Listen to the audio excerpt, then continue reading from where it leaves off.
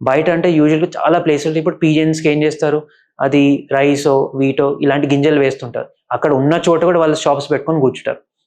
ఇదేంటి జస్ట్ ఫోటోషూట్‌కే బాగుంటది. రెగ్యులర్‌గా ఏమవుతుందంటే ఆ పీజియన్స్ ఫెదర్స్ నుంచి ఒక అలెర్జెన్ వస్తది.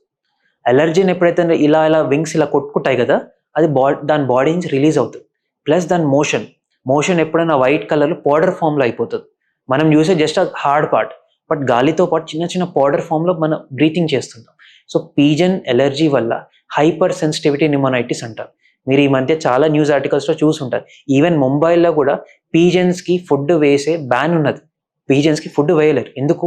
దానివల్ల లంగ్ డిసీజ్ ఆ రేంజ్‌లో పెరుగుతున్నాయి. సో బర్డ్స్ నుంచి ఏవియన్ లంగ్ డిసీజ్, ఏవియన్ అంటే బర్డ్స్, అది చాలా ఎక్కువ అవుతున్నాయి. మనమేదో ఫోటోషూట్‌కో ఏదో మంచి కనబడుతున్నాయి, మనం వేస్తున్నాం, ఏదో మన సెల్ఫ్ సాటిస్ఫాక్షన్ కోసం చేస్తున్నాం, కానీ పీజియన్స్ లాంటివి హారబుల్ క్రీచర్స్ ఎక్కడా ఉండదు. ప్లేగ్ అనేది ఒకటి వినుంటారు. అది ఎలుకల ద్వారా వచ్చింది. పీజియన్స్‌ని ఫ్లయింగ్ ర్యాట్స్ అంటారు. సో అర్థం చేసుకోండి ఎంత బ్యాడో పీజియన్స్. సో దీని నుంచి రక్షించుకోవాలంటే ఏంటి? First of all feeding ground stop చేయాలి. సెకండ్, ఇంటికి మొత్తం అలా మెష్ వస్తుంది, ఒకటి నెట్ వస్తుంది, అది వేసుకోవాలి.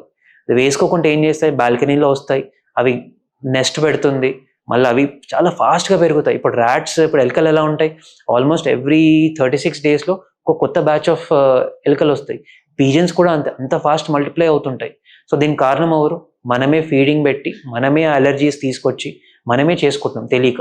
62 లక్షల మంది ప్రజల్లో మెడ్ప్లస్ బ్రాండ్ మెడిసిన్స్ కి మారడం వలన 915 కోట్ల రూపాయలు సేవ్ చేసుకున్నారు. అదే మెడిసిన్స్ అదే క్వాలిటీతో 50 to 80% డిస్కౌంట్లు.